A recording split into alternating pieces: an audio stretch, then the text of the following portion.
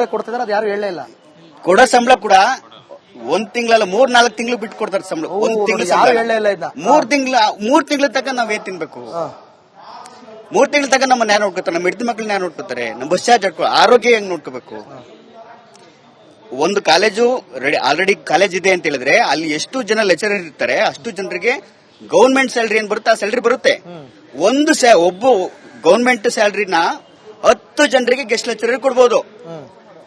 ಹೆಂಗ್ ದುಡ್ಸ್ಕೊತಿದ್ದಾರೆ ಅಂದ್ರೆ ನಮ್ ಜೀತಾಳನ್ನಾಗಿ ಈಗ ಅದನ್ನ ಬಿಟ್ಟು ಒಂದೇ ಸರಿ ಬಿಟ್ಟು ಬಂದ್ರು ಕೂಡ ಅಷ್ಟು ಜನ ವಿದ್ಯಾರ್ಥಿಗಳಿಂದ ನಾನು ಪಾಠ ಮಾಡುವಂತ ಕಾಲೇಜಿನಲ್ಲಿ ಸುಮಾರು 140 ವಿದ್ಯಾರ್ಥಿಗಳನ್ನ ಪಾಠ ಮಾಡ್ತಿದ್ದೀನಿ. ಆ ಮಕ್ಕಳಿಗೆ ನ್ಯಾಯ ಆಗುತ್ತೆ. 1 ವರ್ಷದ ಸುಮ್ಮನೆ ಪಾಠ ಮಾಡ್ತೀನಿ ಅಂತ ಬಂದು ಆ ಮಕ್ಕಳಿಗೆ ನ್ಯಾಯ ಆಗುತ್ತೆ.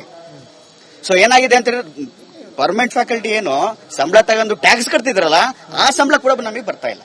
ಒಬ್ಬ ಅತಿಥಿ ಉಪನ್ಯಾಸಕ ಅವನು ಪಾಠ ಮಾಡೋಕೆ ಹೋಗ್ಬೇಕು ಅಂತ ಹೇಳಿದ್ರೆ ದಿನಕ್ಕೆ ಒಂದು 50 ರೂಪಾಯಿ ಪೆಟ್ರೋಲ್ ಹಾಕ್ಸ್ಕೋಬೇಕು.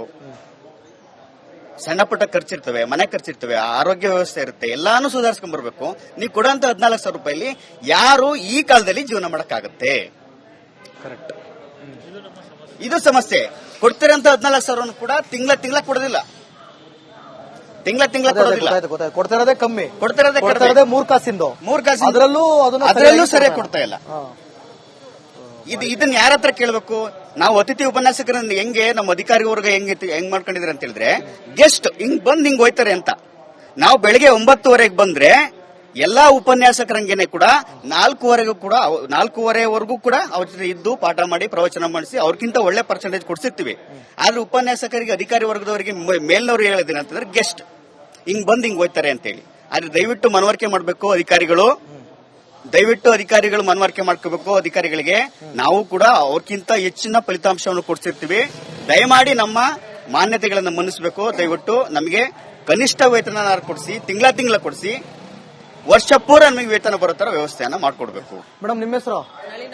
ನೀವ್ ಯಾವ ಊರಿಂದ ಬಂದಿದ್ರಿ? ದಕ್ಷಿಣ ಕನ್ನಡ ಜಿಲ್ಲೆ. ಓ, ಮಂಗಳೂರಿನವರಾ? ಮತ್ತೆ ಅಲ್ಲಿ ಅವರು? ಅಲ್ಲಿ ನೆಲ್ಯಾಡಿ, ಕೊನಾಲು ಅಂತ ಹೇಳಿ ಕಾಲೇಜಿನ ಹೆಸರು. ನೆಲ್ಯಾಡಿ. ಬೆಳ್ತಂಗಡಿ ಹತ್ರನಾ? ಅಲ್ಲ, ನೆಲ್ಯಾಡಿ. ತಾಲೂಕು ಯಾವ್ದು ಬರ್ತದೆ? ತಾಲೂಕು ಕಡಬ ತಾಲೂಕು. ಮತ್ತೆ ಎಂತ ಸಮಸ್ಯೆ? ಸಮಸ್ಯೆ ನಮ್ಮ ಯಾವ ಸಬ್ಜೆಕ್ಟ್ ನೀವು ಮಾಡೋದು? ನಾನು ಹಿಸ್ಟ್ರಿ ಸಬ್ಜೆಕ್ಟ್ ಅನ್ನು, ಇತಿಹಾಸ ಸಬ್ಜೆಕ್ಟ್ ಅನ್ನು ಮಾಡ್ತಾ ಇದ್ದೇನೆ. ನಮ್ಮ ಇಡೀ ಅತಿಥಿ ಉಪನ್ಯಾಸಕರ ಸಮಸ್ಯೆ ಅನ್ನುವಂಥದ್ದು ಇರುವಂತದ್ದು ಒಂದು ಸೇವಾ ಭದ್ರತೆ ಅನ್ನುವಂಥದ್ದು ಒದಗಿಸುವಂತದ್ದು. ಅದೇ ರೀತಿ ವರ್ಷವಾಗಿ ನಾವು ಏನು ಇಲ್ಲಿ ಇಷ್ಟು ವರ್ಷಗಳಿಂದ ಕೆಲಸ ಮಾಡ್ತಾ ಇದೆ, ಯಾವುದೇ ರೀತಿಯಾದಂತಹ ನಮಗೆ ಸರ್ವಿಸ್ ಲೆಟರ್ ಗಳನ್ನು ಕೊಡ್ತಾ ಇರುವುದಿಲ್ಲ. ಅದೇ ರೀತಿಯಾಗಿ ಸಂಬಳ ಅತಿ ಕಡಿಮೆ ಇರುವಂತದ್ದು 14,000 ಅನ್ನುವಂಥದ್ದು ನಮಗೆ ವೇತನ ಆಗಿರ್ತದೆ. ಅದನ್ನೊಂದು ಕನಿಷ್ಠವಾಗಿ 30,000ಕ್ಕಾದ್ರೂ ಏರಿಸಬೇಕು ಅನ್ನುವಂಥದ್ದು ನಮ್ಮ ಒತ್ತಾಯ. ಅದೇ ರೀತಿಯಾಗಿ ಲಾಸ್ಟ್ 2025-26ನೇ ಸಾಲಿನಲ್ಲಿ ನಮಗೆ ಮಾರ್ಚ್ ಅಲ್ಲಿ ಏನು ದಕ್ಷಿಣ ಕನ್ನಡ ಮತ್ತು ಉಡುಪಿ ಜಿಲ್ಲೆಯನ್ನು ಕಂಪೇರ್ ಮಾಡಿ ಉಳಿದ ಜಿಲ್ಲೆಗಳಿಗೆ ಹೋಲಿಸಿದಾಗ ನಮಗೆ ಸಂಬಳವನ್ನು ಕಡಿತ ಮಾಡಿರ್ತಾರೆ.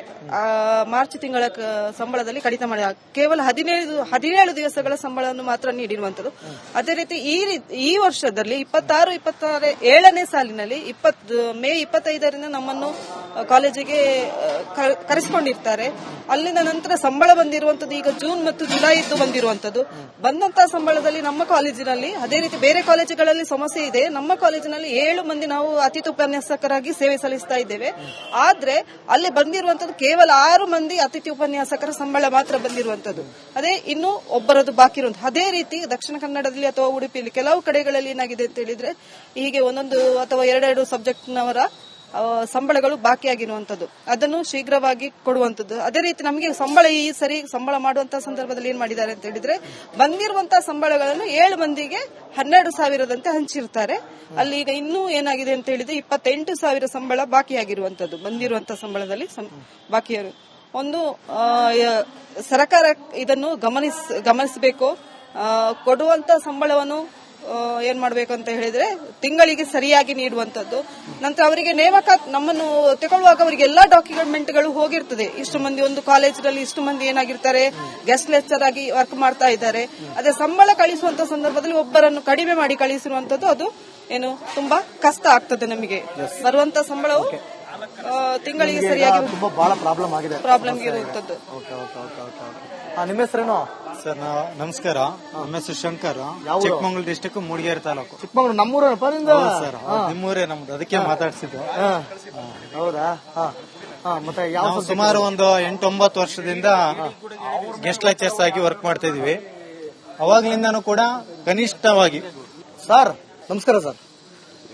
ಅಲ್ಲಲ್ಲ ಬೇಡ ಅಲ್ಲ, ಸ್ವಲ್ಪ ನೋಡಿ ಇವ್ರಿಗೆ ಏನಾದ್ರು ಒಂದು ಅನುಕೂಲ ಮಾಡಿಸ್ಕೊಡಿ. ಏನೇನ್ ಮಾಡ್ಬೇಕು ದಯಮಾಡಿ ಎಲ್ಲ ಮಾಡ್ತೇವೆ. ನಾನೀಗ ಇದ್ರ ಮೇಲೆ ಬಂದಿನಿ. ಅಲ್ಲ ಗೊತ್ತಾಯ್ತು, ನೀವು ಸ್ವಲ್ಪ ಅನುಕೂಲ ಮಾಡ್ಕೊಡ್ಬೇಕು ಸರ್. ಮಾತಾಡಬೇಕು, ನೀವು ಮಾತಾಡೋರ ಹತ್ರ. ನಾನು ಮಾತಾಡಿನಿ ಸರ್, ಅವ್ರ ಜೊತೆ ನಾವು 5 ವರ್ಷದಿಂದ ಜೊತೆಲಿವಿ. ನಾವ್ ಏನೇನ್ ನಮ್ ಕೈಲಾಯ್ತದ ಅದೆಲ್ಲ ಮಾಡ್ತಾವೆ. ಜೊತೆಲಿ ಇರೋದು ಇಂಪಾರ್ಟೆಂಟ್ ಅಲ್ಲ sir. End of the day ಅವ್ರಿಗೆ ಬೇಕಾಗಿರೋ ರಿಸಲ್ಟ್ ಇಂಪಾರ್ಟೆಂಟ್. ಕೇಳಿ ಅವ್ರನ್ನ ಹೇಳಿದ್ರು, ತುಂಬಾ ಹೇಳಿದ್ರು ಸಮಸ್ಯೆಗಳನ್ನ. ದಯವಿಟ್ಟು ಓಕೆ ಹೇಳಿ. ಸೊ ಹಂಗಿದೆ. ಸುಮಾರು 8, 9, 10 ವರ್ಷ ಆಯ್ತು ಸರ್ವಿಸ್ ಮಾಡಕ್ ಶುರು ಮಾಡಿ. ಅವಾಗ್ಲಿಂದ 9,000ದಿಂದ 12,000 ಮಾಡಿದ್ರು. 12,000ದಿಂದ ಈಗ 14,000 ಮಾಡಿದ್ದಾರೆ. ಅದು ಸುಮಾರು 8, 9, 10 ವರ್ಷದ ಮಧ್ಯ ಅವಧಿಯಲ್ಲಿ. ಓಕೆ, ನಾನು ಒಂದು ಪ್ರಶ್ನೆ ಕೇಳ್ತೀನಿ. ಇವತ್ತಿನ ಒಂದು ಎಲ್ಲ MLA MP ಗಳು ತೆಗೆದುಕೊಳ್ಳುವಂತ ಸಂಬಳ ಓಕೆ ಯಾವ ಮಟ್ಟದಿದೆ ಅಂದ್ರೆ ಐಷಾರಾಮಿ ಜೀವನ ಮಾಡಕ್ಕೆ ಎಷ್ಟು ಬೇಕೋ ಅಷ್ಟು ಸಂಬಳವನ್ನ ತೆಗೆದುಕೊಳ್ತಾರೆ. ಸರ್ಕಾರ ಏನ್ ಹೇಳುತ್ತೆ ಅಂದ್ರೆ ನಮ್ಗೆ ಅಭಿವೃದ್ಧಿ ಮಾಡಕ್ಕೆ ಏನು ಕೊರತೆ ಇಲ್ಲ ಅಂತಾರೆ. ಓಕೆ, ಇವತ್ತು ಕನಿಷ್ಠ ವೇತನ ಕೂಡ ಕೇಳಿದ್ರೆ ಯಾವುದೇ ಒಂದು ಹಣಕಾಸಿನ ಕೊರತೆ ಇದೆ ಅಂತ ಮುಂದೆ ಆಗ್ತಾ ಇರ್ತಾರೆ. ಓಕೆ, ಇದನ್ನ ಸಾಮಾಜಿಕ ನ್ಯಾಯ ಅಂತ ಹೇಳ್ತಾರ? ಓಕೆ, ಮಾಡೋದಂದ್ರೆ ನೀವು ನಾವು ಎಕನಾಮಿಕ್ಸ್, ಇದನ್ನ ಸಾಮಾಜಿಕ ನ್ಯಾಯ ಅಂತ ಹೇಳ್ತಾರೆ. ನಮ್ಮ ಆರ್ಥಿಕ ಪರಿಸ್ಥಿತಿ, ರಾಜ್ಯದ ಆರ್ಥಿಕ ಪರಿಸ್ಥಿತಿ, ಬಡವರ ಪರಿಸ್ಥಿತಿ ಅದೇ ತರ, ಶ್ರೀಮಂತರ ಪರಿಸ್ಥಿತಿ ಉತ್ತಮ ಸ್ಥಿತಿಯಲ್ಲಿ ಆಗ್ತಾನೆ ಇದೆ. ಅರ್ಥಶಾಸ್ತ್ರಜ್ಞರು ಅಂದ್ರೆ ಸ್ವಲ್ಪ ತಜ್ಞರಾಗಿರ್ತೀರಿ. ಆರ್ಥಿಕ ಸ್ಥಿತಿಗತಿಗಳು ಹೇಳಿದ್ನಲ್ಲ, ಬಡವರ ಪರಿಸ್ಥಿತಿ ಅವರೇ ದುಡ್ಡು ತಿನ್ಬೇಕು. ಓಕೆ, 3 ಕಾಸಿನ ಸಂಬಳದಲ್ಲಿ ಆ ಪಾಠಕ್ಕಿದೆ. ಹಾಗಾಗಿ ದಯವಿಟ್ಟು ನಾವು ಸಾಕಷ್ಟು ರೀತಿಯಲ್ಲಿ ಮಾಧ್ಯಮದ ಮೂಲಕ ಅವಾಗ್ಲಿಂದಾನು ಹೇಳ್ತಾನೆ ಬಂದಿದೀವಿ. ದಯವಿಟ್ಟು ನಮ್ಗೆ ಟೀಚರ್ಸ್ಗೆ ಗೌರವ ಕೊಡೋದಾದ್ರೆ ಗೌರವಯುತವಾದ ವೇತನ ಕೊಡಬೇಕು. ಆವಾಗ್ಲೇ ಗೌರವ ಸರ್ಕಾರಕ್ಕೆ ಬರುತ್ತೆ. ಕರೆಕ್ಟ್ ಆಯ್ತಾ? ನೀವು 3 ಕಾಸಿನ ಸಂಬಳ ಕೊಟ್ಬಿಟ್ಟು ಓಕೆ ಇದರಲ್ಲಿ ನಿಮ್ಮ ಗೌರವವಾದ ವೇತನ ನಾವು ಸಂಬಳ ಜಾಸ್ತಿ ಮಾಡಿವಿ ಅಂತ ಅಂದ್ರೆ ಆ 14,000 ರೂಪಾಯಿಲಿ ಇವತ್ತು ಒಂದು ಕುಟುಂಬ, ಒಬ್ಬ ತಂದೆ ತಾಯಿಗೆ ಅನ್ನ ಕೊಡಕ್ ಸಾಧ್ಯನಾ? ಪ್ರಶ್ನೆ ಮಾಡ್ಕೋಬೇಕು. ನಿಮ್ಮ ಹೆಸರು ಸರ್? ಶಂಕರ್ ಅಂತ ಹೇಳಿ ಸರ್. ಅವರು ನಮ್ದು ಬೆಳಗಾವಿ ಜಿಲ್ಲಾ ಬಟ್ಕುರ್ಕಿರಿ. ನೀವೇನ್ ಸಬ್ಜೆಕ್ಟ್ ಮಾಡ್ತೀರಿ? ನಾವ್ ಎಕನಾಮಿಕ್ಸ್ ಸರ್. ನೀವು ನಿಮ್ಮ ಹತ್ರ ಒಂದೇ ಪ್ರಶ್ನೆ ಕೇಳ್ತೀನಿ, ಎಲ್ಲ ಮಾತಾಡಿದಾರೆ. ಕೊನೆ ಪ್ರಶ್ನೆ ಕೇಳ್ತೀನಿ, ನಂಗೆ ಸತ್ಯ ಹೇಳ್ಬೇಕು. ಹೆಂಗಿದೆ ನಮ್ಮ ರಾಜ್ಯದ ಆರ್ಥಿಕ ಪರಿಸ್ಥಿತಿ? ನಮ್ಮ ರಾಜ್ಯದ ಆರ್ಥಿಕ ಪರಿಸ್ಥಿತಿ ಏನಂತಂದ್ರೆ ಸರ್, ಸುಧಾರಣೆ ಈ ಕಡೆ ಆಗ್ತಾ ಇಲ್ಲ ಅನ್ನೋ ಗ್ಯಾರಂಟಿ ಹೇಳಂಗಿಲ್ಲ. ಆದ್ರೆ ನಮ್ಮ ಆರ್ಥಿಕ ಪರಿಸ್ಥಿತಿ ಏನಂತಂದ್ರೆ ಈಗಾಗಲೇ ಅರ್ಥಶಾಸ್ತ್ರ ಏನ್ ಹೇಳಿದ್ದಾರೆ, ಭಾರತ ದೇಶದ ಬೆನ್ನೆಲುಬು ಕೃಷಿಕರು ಮತ್ತು ಶಿಕ್ಷಕರು ಮತ್ತು ವಿದ್ಯಾರ್ಥಿಗಳು. ಈ ಮಾತು ಹೇಳ್ತಾರಲ್ಲ, ಅವ್ರು ಹೇಳ್ತಾರೆ. ಬಟ್ ಈಗ ರಾಜ್ಯ ಸರ್ಕಾರ ಮತ್ತು ಕೇಂದ್ರ ಸರ್ಕಾರ ಹಲವಾರು ಶಿಕ್ಷಣಕ್ಕೋಸ್ಕರ ಹಲವಾರು ಯೋಜನೆಗಳನ್ನ ಜಾರಿಗೆ ತಂದಿವಿ ಅಂತ ಹೇಳಿ ಮಾತಿನ ಮುಖಾಂತರ ಹೇಳ್ತಾರೆ. ಆದ್ರೆ ಈ ಶಿಲ್ಪಿಯನ್ನ ಮೂರ್ತಿಯನ್ನಾಗಿ ಮಾಡುವವರು ಶಿಕ್ಷಕರು, ಉಪನ್ಯಾಸಕರಿಗೆ ಇವತ್ತು ಆರ್ಥಿಕ ದೃಷ್ಟಿಯಿಂದ ಕೀಳಾಗಿ ನೋಡಿದ್ರೆ ಶಿಕ್ಷಣ ಹೆಂಗ್ ಮುಂದುವರಿತದ? ಕರೆಕ್ಟ್. ಇದು ನಮ್ಮ ಶಿಕ್ಷಣ ವ್ಯವಸ್ಥೆಯಲ್ಲಿರುವಂತಹ ಅತಿ ದೊಡ್ಡ ಕಪ್ಪು ಚುಕ್ಕಿ ಅಂತ ಹೇಳಿದ್ರೆ ತಪ್ಪಾಗ್ಲಿಕ್ಕಿಲ್ಲ. ಎಸ್ ವೀಕ್ಷಕರೇ, ಸಾಕಷ್ಟು ಸಮಸ್ಯೆಗಳನ್ನ ಹೇಳಿದ್ರು. ಒಂದಲ್ಲ ಎರಡಲ್ಲ, ಪ್ರತಿಯೊಬ್ರು ಕೂಡ ಹೊಸದು ಯಾವ್ದು ಕೂಡ ರಿಪೀಟ್ ಆಗ್ಲಿಲ್ಲ. ಎಲ್ಲೋ ಅಲ್ಲಿ ಕೆಲವೊಂದು ರಿಪೀಟ್ ಆಗಿದ್ದು ಬಿಟ್ರೆ ಪ್ರತಿಯೊಂದು ವಿಚಾರ, ಪ್ರತಿಯೊಂದು ಸಮಸ್ಯೆಗಳನ್ನ ಇವತ್ತು ರಿಪಬ್ಲಿಕ್ ಕನ್ನಡದಲ್ಲಿ ನಮ್ಮ ಅತಿಥಿ ಉಪನ್ಯಾಸಕರು ಅದನ್ನ ಎತ್ತಿ ಹಿಡಿದಿದ್ದಾರೆ. ದಯವಿಟ್ಟು ಶಿಕ್ಷಣ ಅನ್ನುವಂಥದ್ದು ಬಹಳ ಮುಖ್ಯ. ಇವತ್ತು ನೋಡಿ, ಇಡೀ ನಾನು ಅವಾಗಲೇ ಹೇಳಿದೆ, ಕಾರ್ಯಕ್ರಮದ ಆರಂಭದಲ್ಲೂ ಹೇಳಿದೆ, ಇಡೀ ಪ್ರಪಂಚದಲ್ಲಿ ಅತಿ ಶ್ರೇಷ್ಠವಾದ ಕೆಲಸ ಅಂತಂದ್ರೆ ಅದು ಶಿಕ್ಷಕರ ಕೆಲಸ, ಅದು ಗುರುವಿನ ಕೆಲಸ. ಅದಕ್ಕೆ ನೀವು ಈ ರೀತಿ ಕಪ್ಪು ಚುಕ್ಕೆ ಮಾಡುವಂತ ಕೆಲಸ ರಾಜ್ಯ ಸರ್ಕಾರ ಮಾಡ್ತಾ ಇದೆ ಅಂತಂದ್ರೆ ನಿಮಗೆ ಸ್ವಲ್ಪನಾದ್ರೂ ಈ ಜನರ ಮೇಲೂ ಕಾಳಜಿ ಇಲ್ಲ, ಬಡವರ ಮೇಲೂ ಕಾಳಜಿ ಇಲ್ಲ, ಶಿಕ್ಷಕರ ಮೇಲೆ ಒಂದು ಗೌರವವೂ ಕೂಡ ಇಲ್ಲ.